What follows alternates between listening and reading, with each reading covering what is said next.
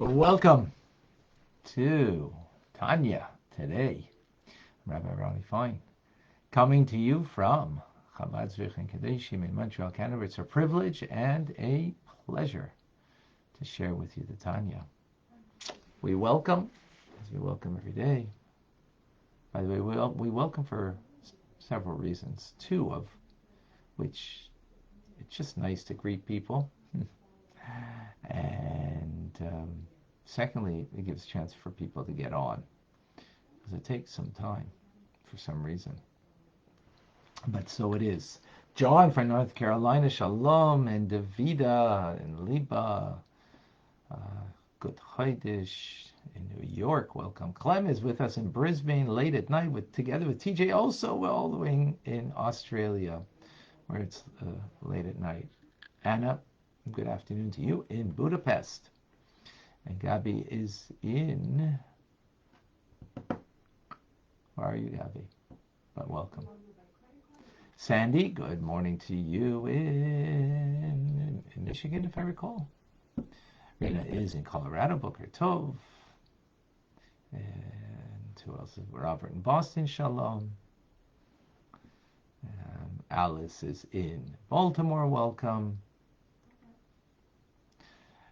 David all the way in California, welcome. And also in California, Paul and Greg, bright and early. June also in Australia, the other end. Julie with us in Florida, welcome. And the Lion of Judah, to remind me from where? Adenia, welcome. And Samita, I'm sure I pronounced that wrong. My apologies. Marcel in the Philippines, there of Tov. Benel, welcome. Eugenia is with us in Calgary. Born and raised in Jerusalem, Adenia. Okay, welcome.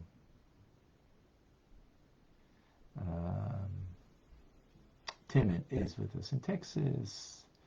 Also in Texas, Diana, Daisy, and Yerushalayim, and the holy city of Jerusalem. We have with us on Clubhouse, Vilma, welcome. Marcy, Tia, Sina, Celeste, Lindsay, Adam, David, Tim, Rita, Hannah, welcome. And Winston, Mohammed, thank you for joining. Together with on Instagram, we have Mashiach Now, Yenta Tilabenta, Akoy from Peru. And who else is with us? In Canada, Natine. Okay, beautiful. Okay, folks. We're continuing. We continue in the 25th letter. Spoke about yesterday, the godly soul. The godly soul is made up of godly attributes. What does that mean? A piece of God is blown into the soul, as opposed to everything else in creation is the Word of God. Here it is a piece of God, so to speak, that is blown into the soul. And what is that piece? How does it express itself? Just as there's 10 divine attributes, so the soul now is empowered with 10 powers of the soul. 10 powers of the soul. And those 10 powers of the soul give the capacity of connecting to God in a direct holy connection. Now, as everything, there's a Zeh Luma Zeh, Asa Elokim. God made whatever there is in the realm of holiness. On the holy side of the universe, there has to be the counterpart to that, called the other side, Sitra Acher, Klipa, shell that covers over on the holiness. And that's known as 10 crowns of impurity. So there's also the 10, this 10 here, right? 10 powers, but they're powers of impurity. Now, what does that mean, impurity? Well, 10 crown. Why are they called crowns? It's like a king. Imagine 10 kings. 10 kings in a room? Oh my gosh. What are you going to have? Each one vying for the crown, to be able to sit on the throne. Or each one sitting on their throne. My throne is my throne. That's klipa. That's the other side. As opposed to mutual inclusion, here it's mutual exclusivity. This is where our animal soul comes from. Right? It wants to rule the roost. This is the soul's nations of the world. Meaning it senses its own power, its own need to fill itself. And that's the idea of self-fulfillment. We'll talk about more later. Okay, when we unpack it. But let's go further. So this, in the teachings, book Sefer called, holy book, Sefer Gilgulim, that says that man rules over man to his detriment. So there's two types of man, right? There's holy man and evil, unholy man. And the evil, unholy man rules over the holy man, ultimately to his detriment. And that refers to the Shekhinah of holy men that is in exile. What does it mean it's in exile? It means that it's not giving the power to holy man to exercise the power over the unholy elements of the universe. So, therefore, that unholy man, right, which is klipa, right, meaning it's covering over on the presence of God, rules over the sacred holy man, but that's only temporary. Because when Mashiach will come, it will be eradicated, that unholiness, and the sacred will be revealed. So, and that's happening now, little by little, that we extract from the unholiness the power of the goodness of God that's there, and ultimately, when we extract it and elevate it, the unholy will just, so to speak, melt away. But in the present time, in exile, exile means the Jewish people are in exile, but it means as a result, the Shekhinah, the divine presence of God, is in exile. Therefore, the nations of the world, who we explained was animated by the patron angels, and therefore klipa, dominate over the Jewish people. Dominate. Now, how could that be, that the Shekhinah should be in exile? The Alter Rebbe says, it's a very good question. It means God is in exile. His power is in exile that does not have the dominance. And therefore, the sacred should dominate over the non-sacred, or the klipa. It doesn't. So he says we need an extensive exposition on how and what that the Shekhinah could be invested in evil and in klipa. He says, yeah, okay, but this is not the place. Nevertheless, the fact is that this is so. This is the fact.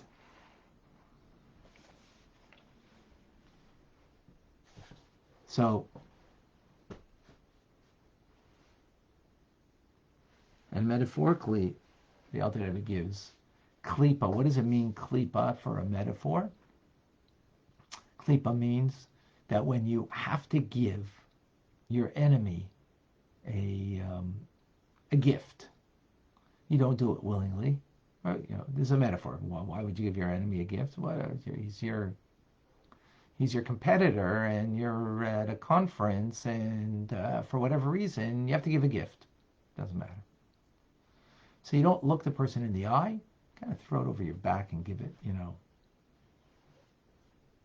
What is that a metaphor? That God contracts his infinite light to such a degree that it is so reduced that there isn't a sense that God is the one who's giving. That there isn't the sense that God is giving this vitality. And the way it reveals itself, the light of God that's contracted and now given to the nations, is dispensing wealth, honor, and material physical pleasure. The Jewish people, however, don't get from that. They don't get from that. They get from the inner sustenance, his inner desire, as we say, Ya'ir Hashem panav elecha, may God make his countenance shine upon you. So that's from the inner dimension, as opposed to the contracted light that comes in a way that gives, again, wealth, honor, and physical pleasure. And think about it. Okay. Let's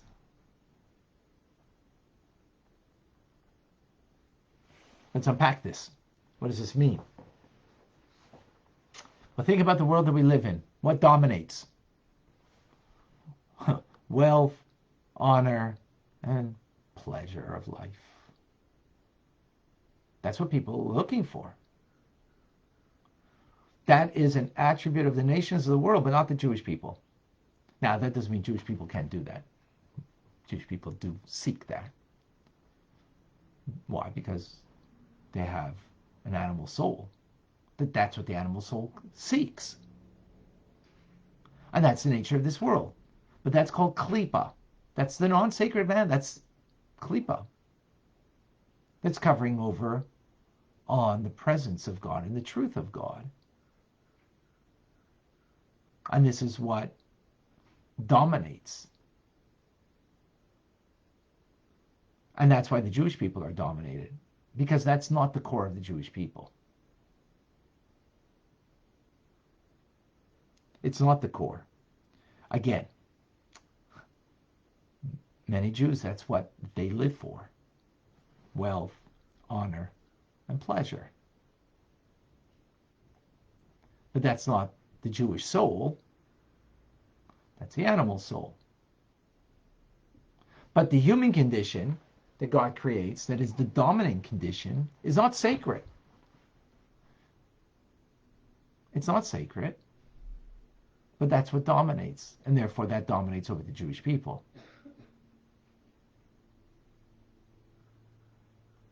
If we're getting the inkling over here, what would dominate if the Jewish people were dominant would be divine connection, would be about goodness and kindness. It would be about service, not being served. Wealth, honor, and physical pleasure is being served. Again, that's human condition, but that's all klipa. And that's all negative. That's, as it says in Sefer Gilgulim, evil man. Evil, we have to understand the word evil in Tanya or in mystical teachings means not that someone's Attila the Hun, not someone is, some nasty person. That's not what evil is. And that's off the charts. Evil means I'm the center of the universe, and therefore wealth is important. What's important for me? Honor is important for me. Me, my selfhood. Wealth is the things for me. Honor is of me. And pleasure, is of the physical form of me, for me. That's the human condition, but that's covering up over God, the truth of God. And therefore, that's what's dominant now. That's the Shekhinah, the divine presence of God in exile. And hence the Jewish people who do not represent that. The nations of the world, that's what they represent. Well, think about it. What does any good nation want? They want prosperity. They want to have great, we're the most wonderful nation, right? Right, we're number one. We got more gold medals than anybody in this Olympics, right? Sense of nationalism and pride as a country, and of course as an individual, and of course enjoying life. Well, that's what every nation's about, except for the Jewish people. Except for the Jewish people. As the Jewish people. I don't mean Jews as Jews as individuals. We have a choice of following the animal soul. And actually, we could, because of the potential in the Jew, we see that they can be even much worse when it comes to this area. Or, But this is the nature of exile. This is the nature of the animal soul that covers up on, it's the klipa that covers over on the presence of God. But that is only temporary. We are refining the world every time we do a mitzvah, every time we study Torah, we're refining the world. We are taking the element of holiness, of goodness that's in klipa and elevating it. And we're going to transform, we're going to change this world for good. Absolutely. You're all a part of this, by the way. You're all a part of this. How? You're learning Tanya now. Right? You're learning Tanya. And I'm sure not just learning it, but living it. The Tanya journaling helps to learn to live it.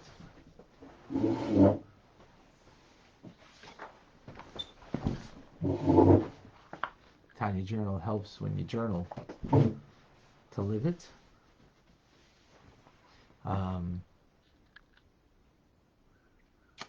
But this is the message here.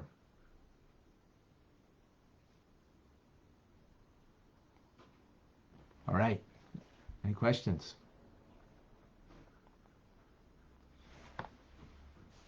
Any comments? Any thoughts? I'm going to look first on Facebook.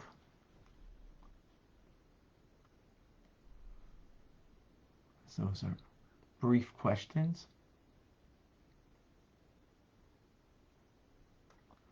And then we will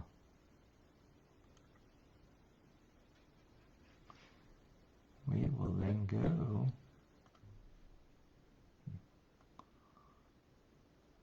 and see if on Instagram and then Clubhouse, where we get a nice discussion at times. Julie, are the 10 capacities the same as added attributes? Yeah, 10 powers. The animal soul has 3 intellectual, also Chabad, and the 6 emotions, and Malchus, absolutely. Yes, absolutely. Thank you, Julie. Davida, when does Klipa come into this world? Was it created on the day of creation, or did it come once we sinned? Well, it was there. Klipa means a shell covering over the presence of God. In the Garden of Eden, the whole garden was God's presence. It was God's presence, except one tree that had a mixture of good and evil. It was called the tree of knowledge of good and evil. So it was a mixture of good and evil, but it was in one tree. After that sin, then what happened was good and evil became then in everything. So you have no good that has a little bit of evil in it, and you have no evil that doesn't have some good in it. right? Because it became a mixture in the world, right? So when you look at some kosher food, oh, it's good. Well, it can also have some evil in it, meaning you could become a glutton in eating. You could eat without recognizing, saying a bracha, a prayer over it, right? So, meaning in everything there is a mixture. Some things are complete negativity, like, something that's not kosher. Davida, does this relate to us being the light unto the nations? Exactly. What light do we carry? That the human condition is not a godly condition. And we need to change the human condition, right? Instead of being a person or a nation that seeks, a nationhood's not going to happen except for the Jewish people, for the most part, I would say. But rather than being an individual who is motivated by personal, gain of wealth and honor and seeking a pleasure seeker. By the way, it doesn't mean we don't have pleasure, but that's not what I'm seeking with my life. Give pleasure rather than seek pleasure for yourself. And listen, I do that, we all do that, But when we're aware that that's not the truth to live by, we're not so, moved by that.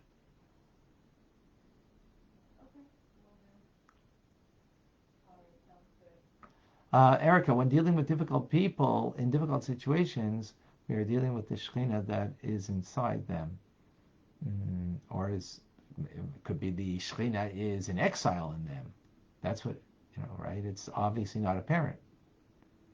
Asher, where do we find the unholy counterparts of the spheres? I'm not certain what you mean.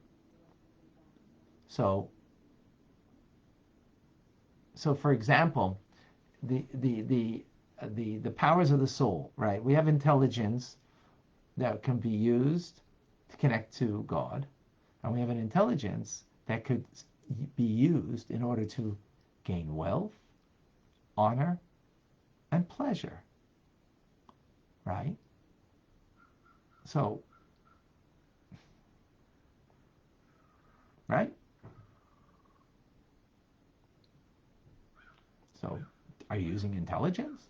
Yeah, to gain those things in life. Hope that was clear, Usher. Let me know if it's not. Winston. Based on and rabbinical, why shouldn't men listen to? Okay, well, let's deal with that in a different context, or maybe at the end. When Chava, John is asking, Eve ate from the fruit, was she attempting to remove and elevate the sparks of holiness therein? Yes. But the way then to remove or to elevate it was to refrain, as God's command was. Very good. Thank you, John. Okay, the counterpoints to Chesed.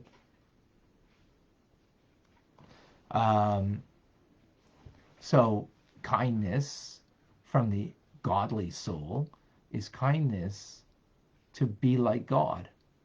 God is kind, so you act as kind. Kindness from the animal soul would be that it makes me feel good to be kind. So why are you kind? The pleasure you have from being kind. So we need to know that, and be honest with ourselves. And I have to be honest with myself that, do I always do an act of kindness to be like God? No. Am I always motivated by my godly soul? No. Sometimes I might act kind because, that makes me feel good. Okay. So that We're going to do it. We're not righteous. Don't forget, the Shekhinah is in exile, so to rise above and to always is not necessarily. That being said, of course, do the act of kindness anyways if it's the right thing to do. But if you're motivated to do the act of kindness because that's what God needs from me, so then, hey, that's pretty godly. Rather than that's what gives me pleasure. So, I give charity because that gives me pleasure. So there's a value in that. Because in the end, you did a mitzvah. You gave charity. It's wonderful. But we've got to recognize that there's something more wonderful than that. And that is because that's what God needs from me. That's my purpose. And even higher than that, that's like, hey, being what I got to be. Yenta event. Instagram. Are there layers in Klippa? Absolutely. There's two basic layers. The mixture of good and evil. And in that there's gradations. As we see, the world of Bria is less Klippa, less, the husk is less. It's like the like the grape. The grape has a shell, but it's edible. That's like in Bria. And then you have in Yetzirah, greater, it's more like the orange peel, right? Like the orange peel.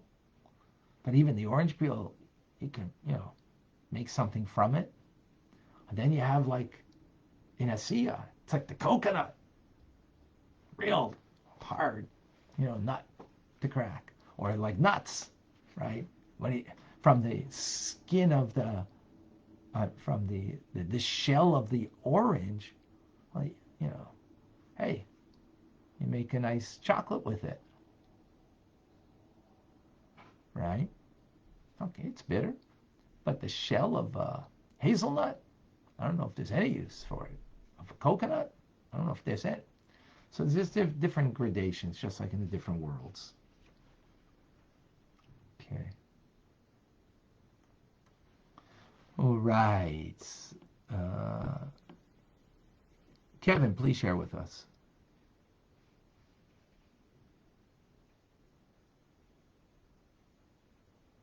Okay. So yeah. So Mashiach now is asking, what does it mean that life is sacred? Can this be applied to a person? Of course. What does it mean life is sacred? It means it's an end in itself. Something that's sacred means has a value as an end in itself rather than a means to an end. Right? Human life is sacred. Human being is created in the image of God. So just as God is an end in himself, so there's a sacredness in the end to itself of human life, which of course has many ramifications, what that means. Okay.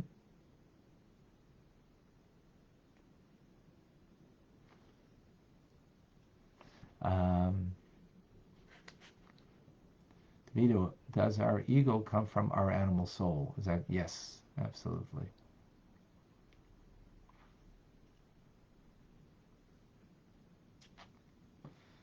Yes, absolutely. Kevin, do you want to speak or not? I'm not clear. The hand is still raised. Maybe not now. Fine.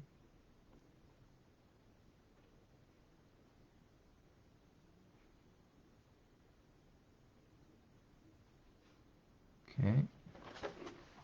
All right. Anybody else?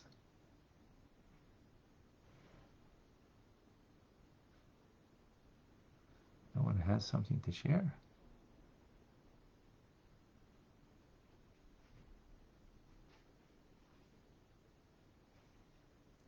Rabbi? Yes. Are you familiar with Rabbi Manis Friedman's take on the tree of knowledge? Not certain. Perhaps. Because he said it wasn't a sin, it was simply a step down that it wasn't sinful per se, it was wrong because it brought man down. Right. Like, from that spiritual level that we were in at the beginning. Right. Yes. Well, right. It's a nuanced thing. Ultimately, this is what God wanted because God wants partnership, and therefore there wasn't a partnership, and that's what's happening right now. How could it be the Shekhinah, divine presence of God, is in exile? God, His power, is in exile. How can that be? You know why?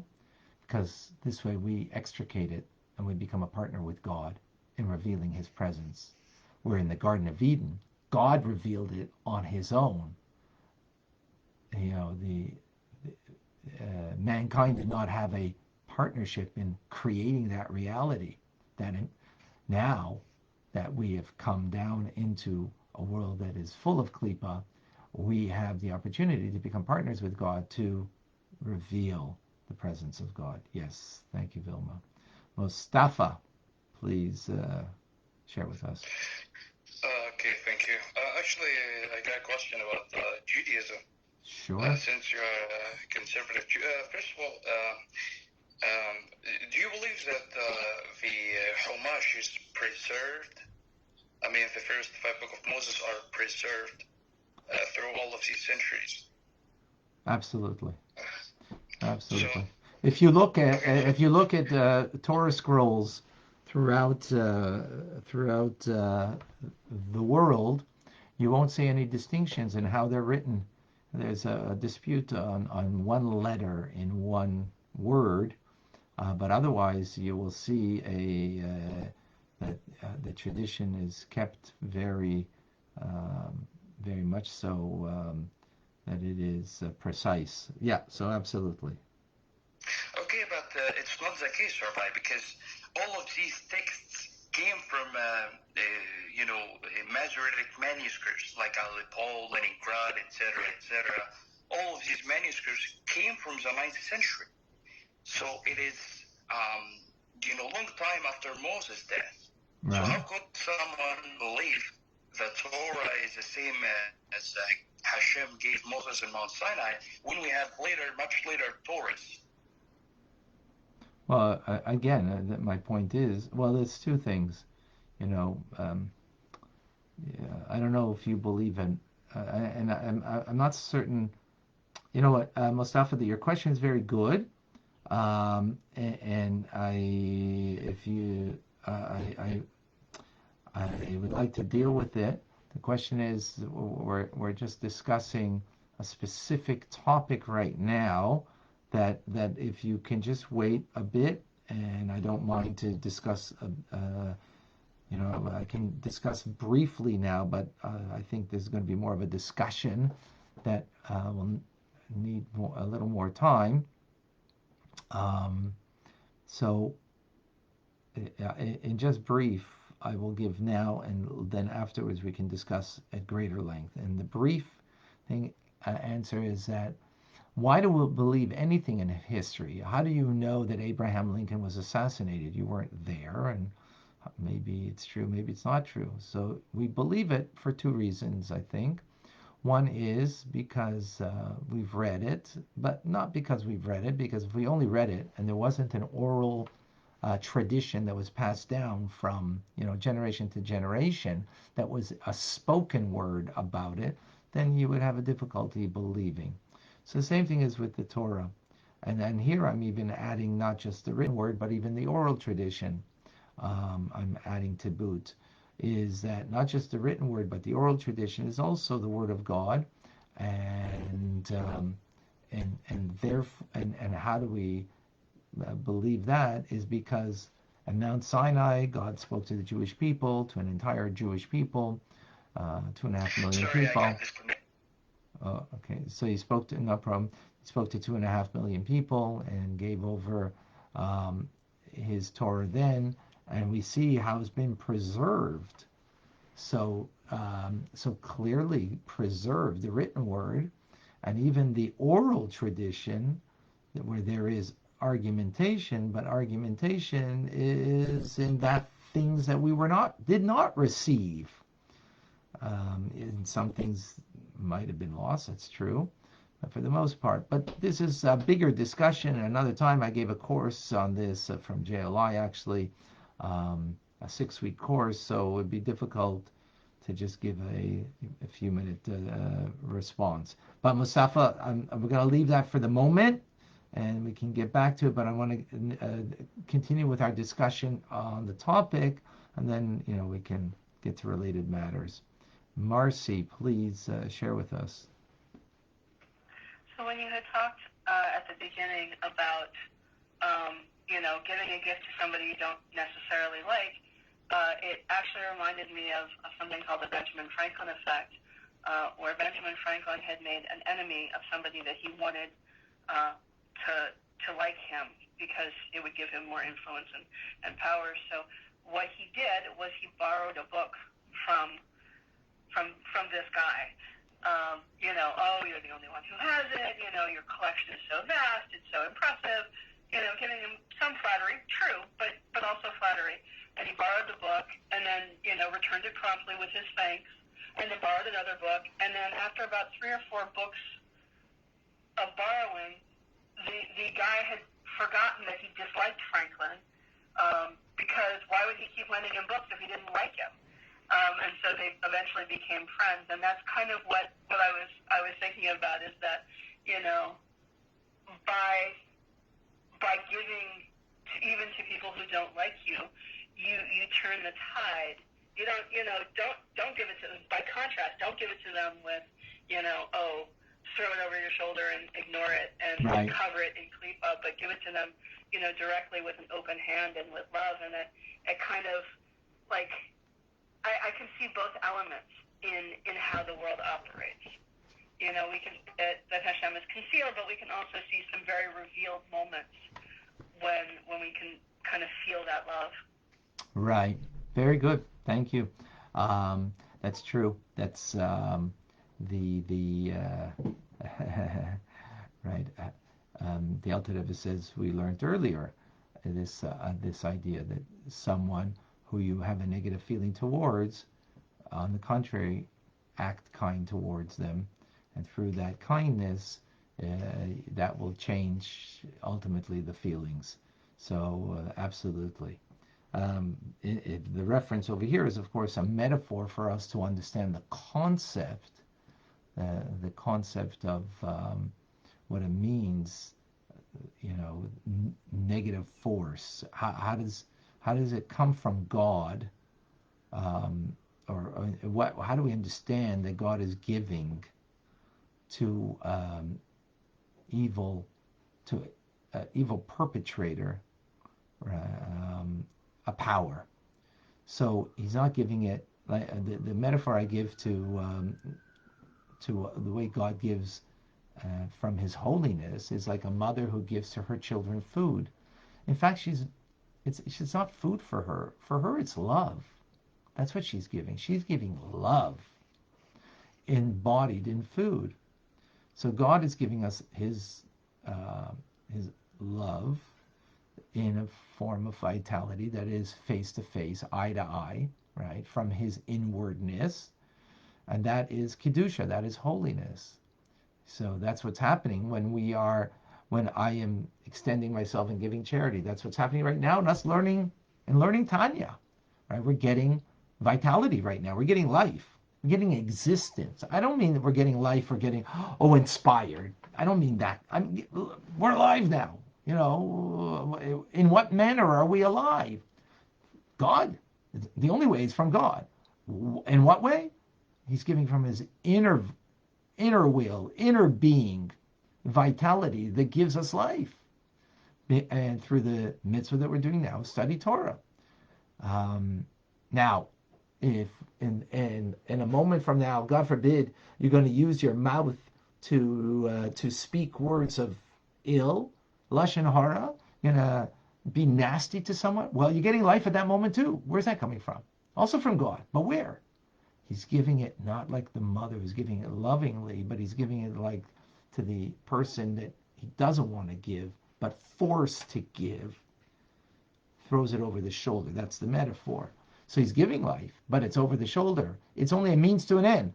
Ultimately, so in other words, it's not because he really wants to give it in the moment, but it's, well, on one level, he's doing it in order that there should be an equilibrium between good and evil, and give us the freedom of choice. Otherwise, we wouldn't have the freedom of choice. But on a deeper level, he's really giving it ultimately that we should turn around and do tshuva. But that's on a deeper level. So that's the important message over here, to appreciate in the metaphor. Yes, us, how we deal with someone. That's very nicely said what you mentioned from Benjamin Franklin. Thank you for sharing that. Okay, and thank you, Marcy, for your note. I just saw it. I get it. Okay, anybody else? Questions, comments? Did I miss something somewhere? Davida, did I miss a... By the way, my wife gives a wonderful women's class on the Parsha this evening, 7:30, on Zoom, only on Zoom, 770, 60, 85. And also there'll be Rambam today, Rambam at 1 o'clock. And we're marching through. Whoa. I've got a group, I got to tell you, of amazing people. It's a small group, but amazing people are marching through, learning all of Jewish teachings, Jewish law, within the year. Kol hakavod to all of you. I mean, to the few of you that join. But you're all welcome. Daisy has a question. Did I miss it somewhere? Daisy.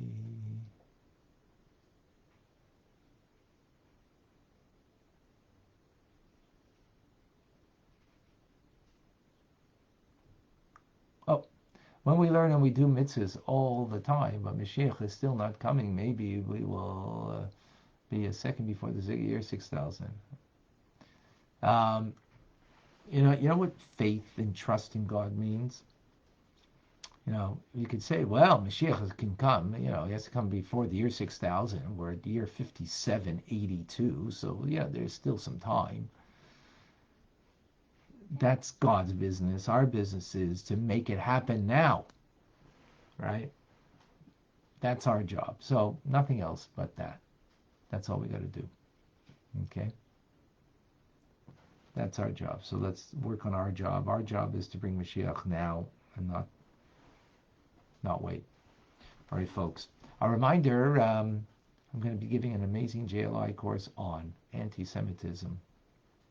I sent out an email about it. If you didn't get the email, please send me your email so we could get you on the email list and you can find out more good things that are happening.